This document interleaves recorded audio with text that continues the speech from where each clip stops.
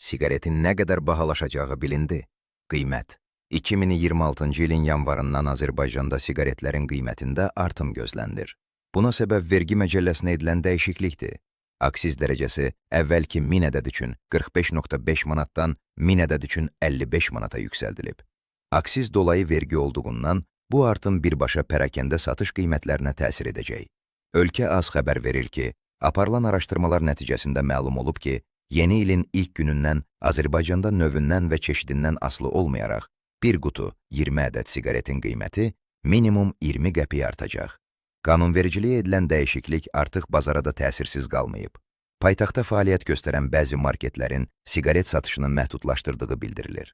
Satıcılar və ekspertlərin qiymətləndirmələrinə görə yeni ildən siqaretlərin qiyməti müxtəlif markalar üzrə 2.5-5.5 azanonen arasında dəyişəcək. Qeyd edək ki, vergi məcəlləsinə edilən dəyişiklik 2026-cı il yanvarın 1-dən qüvvəyə minəcək.